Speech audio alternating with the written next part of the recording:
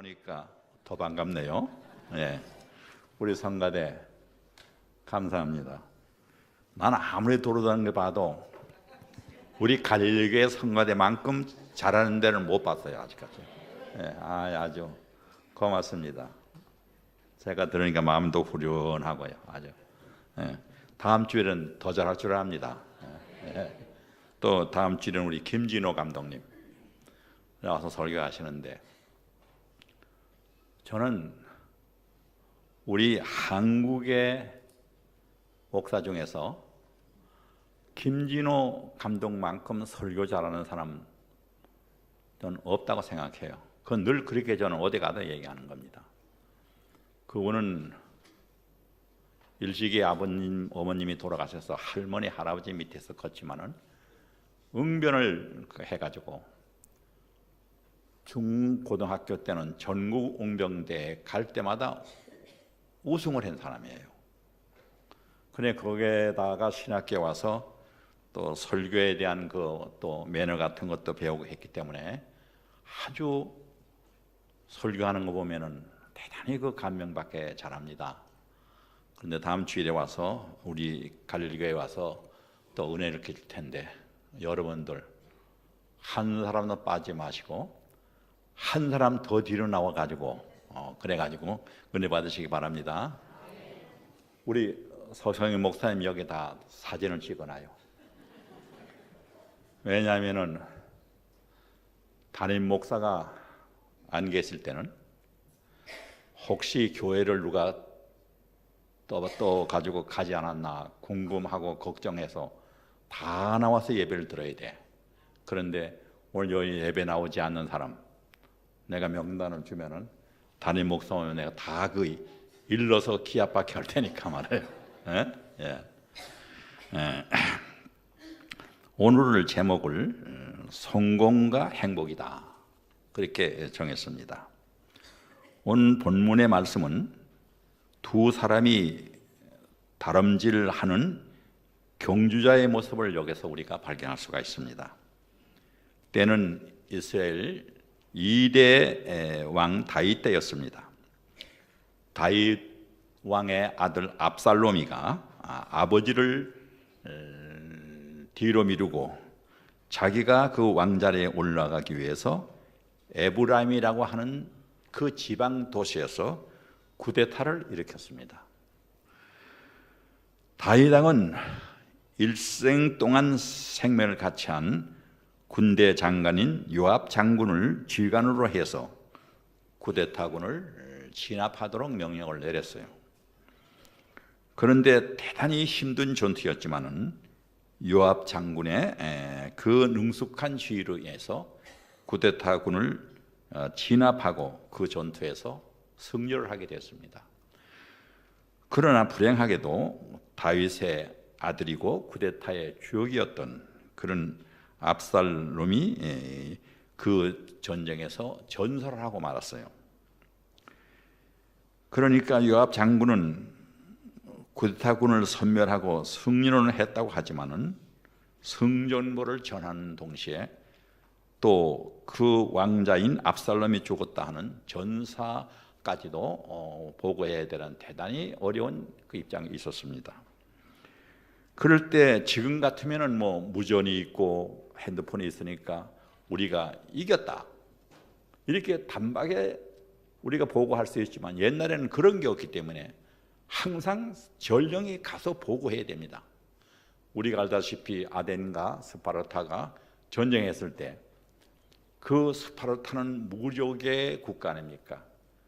3살 4살 되면 애들을 다 군대식으로 교육을 시키고 그렇게 했는데, 아덴은 안 그래서 누가 봐도 스파르타가 이길 줄 알았는데 아데네가 이기지 않았어요. 승정보를 전하기 위해서 전령이 뛰어서 몇 킬로요? 42.195km. 그게 지금 마라톤의 주행 거리잖아요. 그죠? 42.195.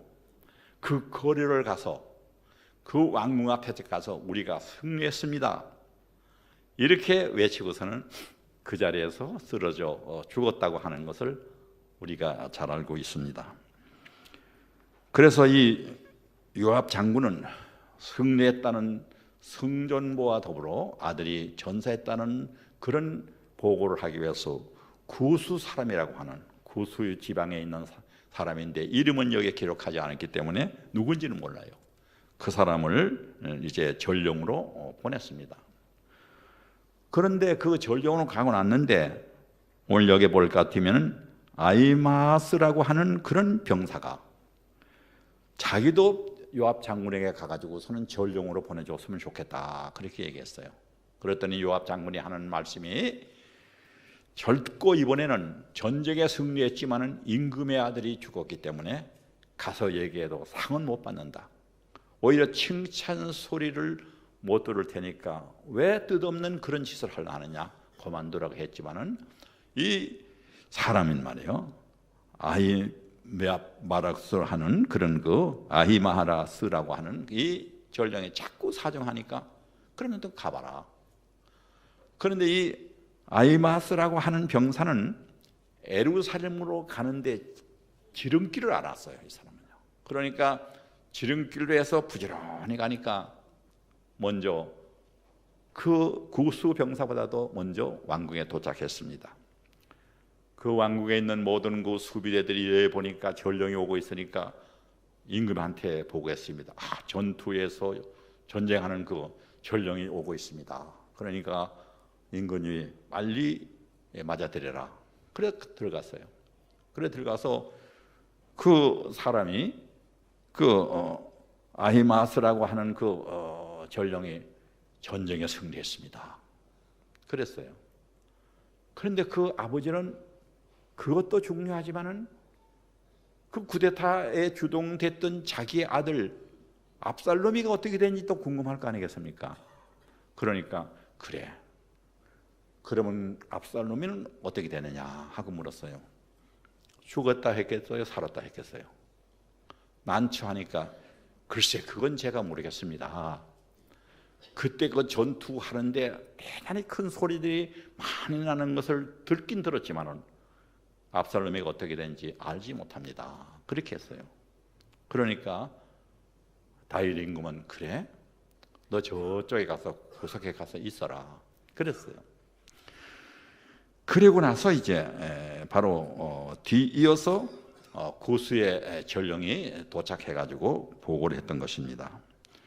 그래서 그 전쟁에 승리한 것도 보고하고 궁금한 자기 아들 압살롬이 전사했다고까지도 얘기했습니다. 그러니까 다윗 임금은 전쟁에 승리했다는 기쁨도 있지만은 자기 아들이 전사했다고 하는 그 아픔 때문에 거기서 통곡을 했다 그런 말이 있어요. 그래서 바로 아들 압살롬이 그 소식을 전하지 못한 그런 아하마스라고 하는 사람이 있었다는 거죠.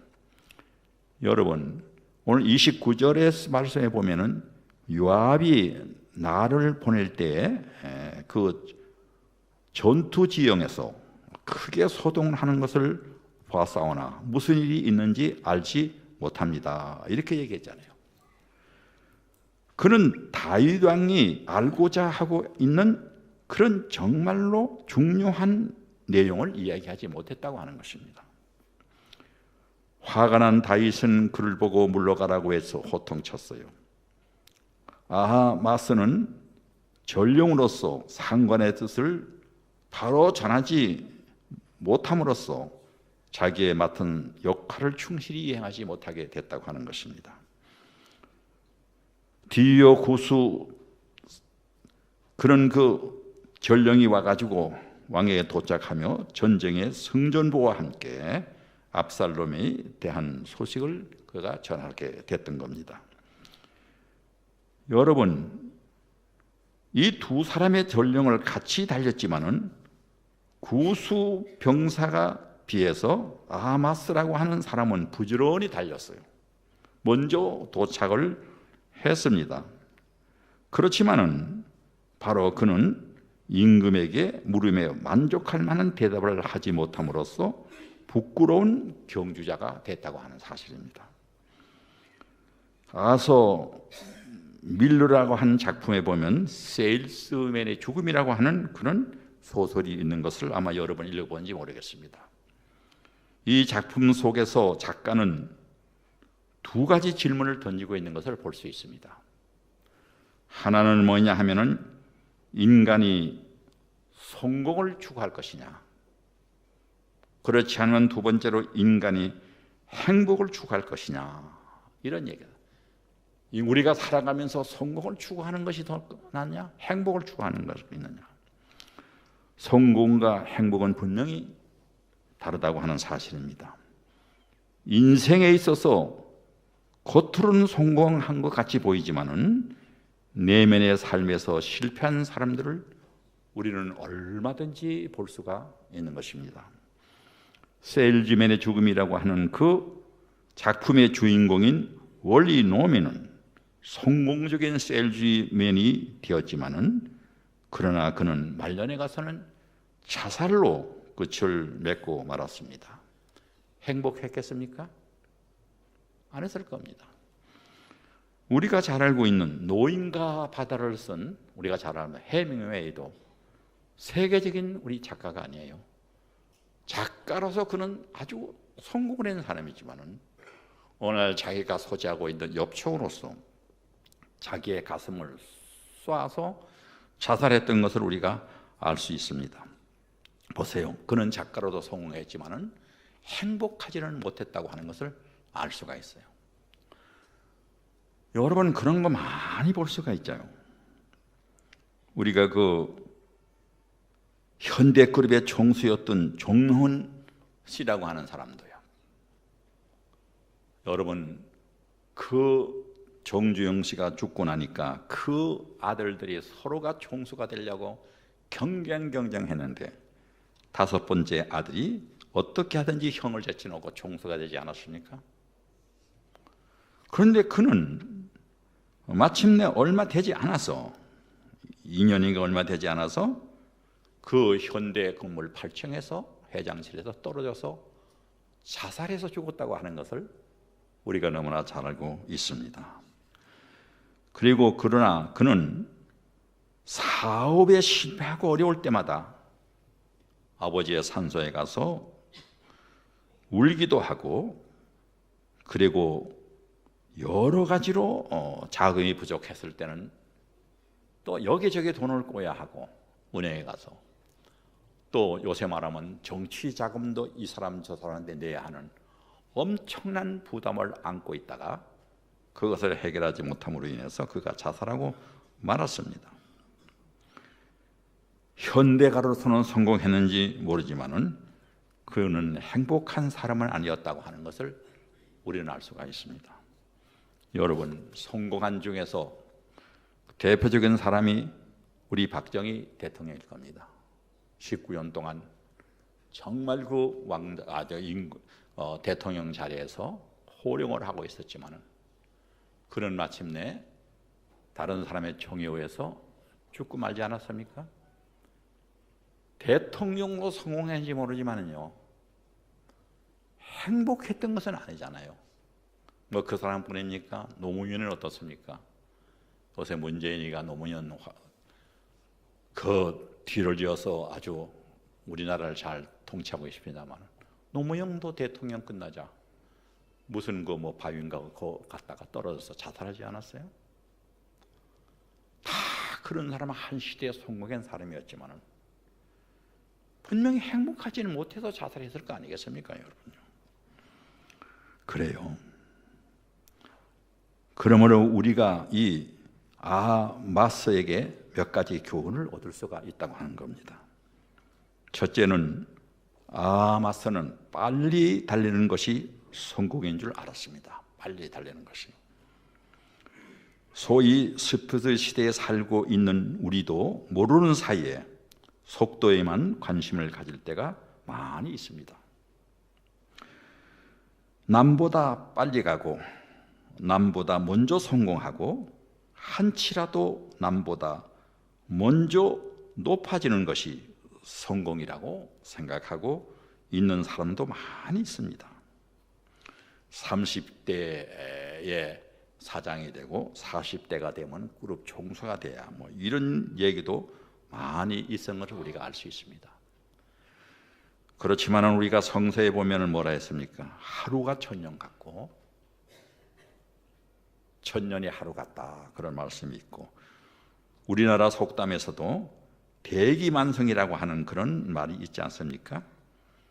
이 말씀은 곧 하나님 보시기에 시간의 길이보다는 그 삶의 내용이 더 큰 문제가 된다고 하는 것을 우리들에게 설명해 주고 있는 것입니다.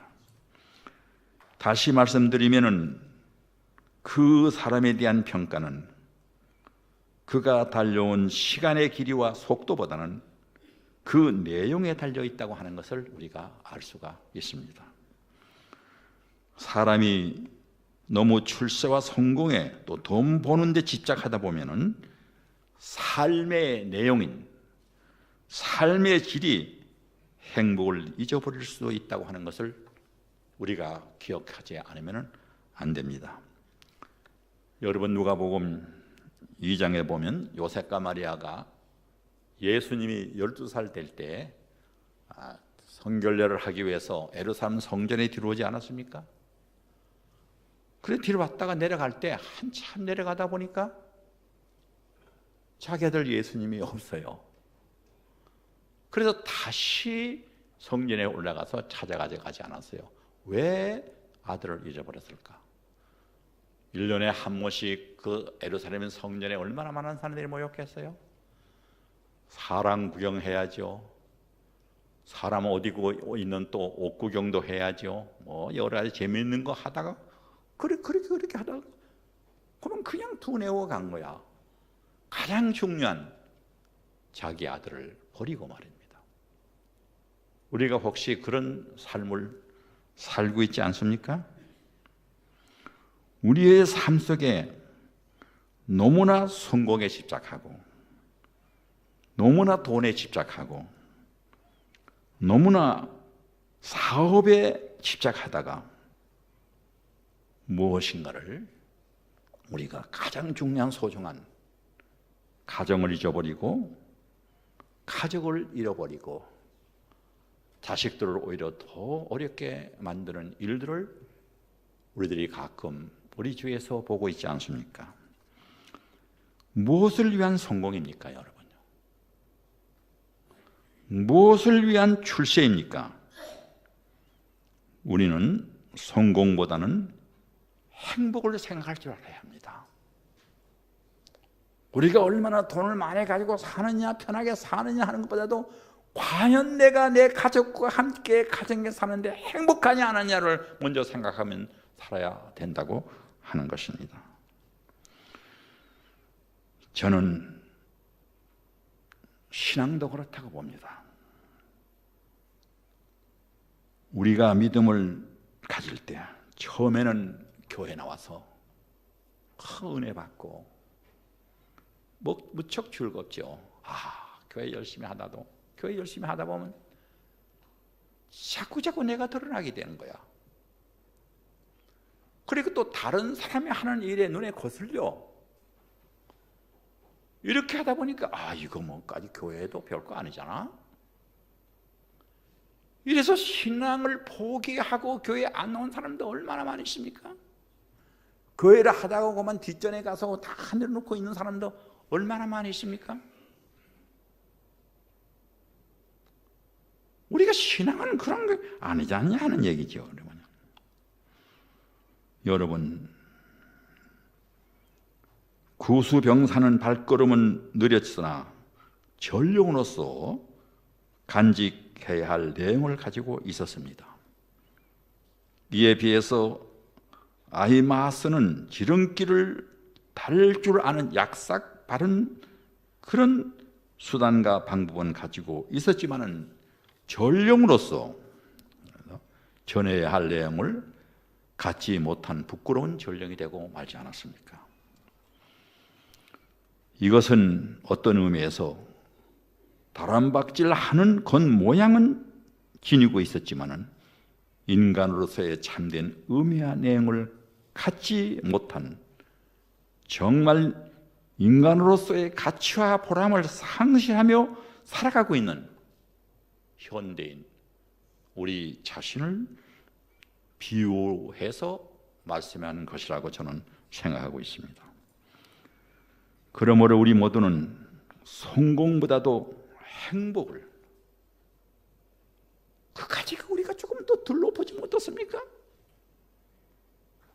우리가 조금 덜 가지면 어떻습니까? 내 마음에 기쁨이 있고 우리 가족에 웃음이 있으면 그것이 행복한 것이죠. 믿습니까? 그거예요, 여러분요. 그거죠. 여러분, 그러기 때문에 우리는 늘 행복을 먼저 생각해야 합니다. 두 번째는 아히마아스는 주어진 사명보다도 자기의 명예와 출세만을 위해서 살았습니다. 주어진 사명보다도 자기의 명예를 위해서, 출세를 위해서 살았습니다. 본문 오늘 20절에서 요압 장군은 분명히 왕자 압살롬이 죽었다고 하는 소식까지 전하라 했지만은 그것은 이야기하지 않고 승전 보고만 했지 않습니까? 승리 소식을 전하면 상금이라도 받을 줄 알았습니다. 그러나 구수병사는 요압 장군의 명령을 충실히 수행했었고 왕이 듣기 원하는 소식을 무엇인가를 알고 뛰었습니다. 우리도 자기 본문이 무엇인지, 자기의 사명이 무엇인지 알고 그 사명에 충실한 삶을 살도록 해야 합니다, 여러분요. 도대체 내 사명이 이 세상에 살아가는 동안에 내 역할이 뭐인가? 오늘 우리 교회에서 내가 나와 있지만은 내가 하는 이런 역할이 뭐냐? 알고 거기에 충실하게 살아야 한다고 하는 것입니다. 여러분, 마태복음 22장에서 왕자의 혼인 잔치의 비유가 나와 있는 것을 볼 수 있습니다. 왕실의 혼인 잔치가 벌어져서 닥치는 대로 거리에서 지나가는 사람을 초청해서 식사를 대접하고 잔치에 참여하도록 했습니다. 왕궁에서 말입니다. 많은 사람들이 모여들었는데 그 중에 한 사람이 예복을 입지 않고 왔으므로 내쫓겨버렸다고 하는 것입니다. 왕자의 혼인 잔치에 초대받은 것이 아무리 기쁘고 다급해도 왕을 기쁘게 하는 예복을 입지 않고 그냥 나아갔다가 부끄러움을 당하는 것이라고 볼 수 있습니다. 아히마스라고 하는 이도 바로 그런 사람입니다. 아무리 왕 앞에 나가고 싶어도 또 빨리 달려간다 하더라도 왕이 원하는 것을 준비하지 못하면 물러가라고는 책망을 받는 것이 틀림없을 것입니다. 지금 이 자리에 있는 우리 역시 언제 하나님 앞에 서게 될 날이 올지 모릅니다. 그때 우리의 모습은 어떠할지 한번 여러분이 생각해 보십시오. 그럴 때 나는 하나님이 원하시는 예복을 입었는지 아니면은 벌거벗고 부끄러운 모습으로 있는지를 말입니다. 여러분, 하나님 원하시는 그런 예복을 입고 있습니까? 이 땅에 태어날 때는 순서가 있지만은 하나님 앞에 부름을 받을 때는 나이 많고 또 많은 사람이 먼저 가고 젊은 사람이 늦게 가고 그렇지는 않습니다. 진실로 하나님 앞에 보여질 자신의 모습에 관심을 가져가지고 하나님이 원하시는 바를 이루어가는 내실 있는 그런 신앙생활을 하시는 여러분들이 되시기를 바랍니다. 아마스는 어리석게도 고통스러운 일을 생각지도 않고 기쁨만 바라보고 달리는 것입니다. 그러나 구수병사는 고통을 안고 고통을 바라보면서 달렸다고 하는 것입니다. 그는 왕자의 죽음이라고 하는 슬픈 소식을 왕에게 전해야 하는 괴로운 사명, 즉 십자가를 지는 것을 자기의 책임으로 알면서 달려갔다고 하는 것입니다. 우리가 새 번역에 히브리서 12장 1절 2절에 이렇게 번역하고 있습니다. 우리 앞에 놓인 경주의 길을 참고 달려갑시다. 믿음의 창시자요 완성자인 예수를 바라봅시다. 예수는 자기 앞에 놓여 있는 기쁨을 바라보고 부끄러움도 상같지 않고 십자가를 참으셨습니다. 그렇게 얘기했어요.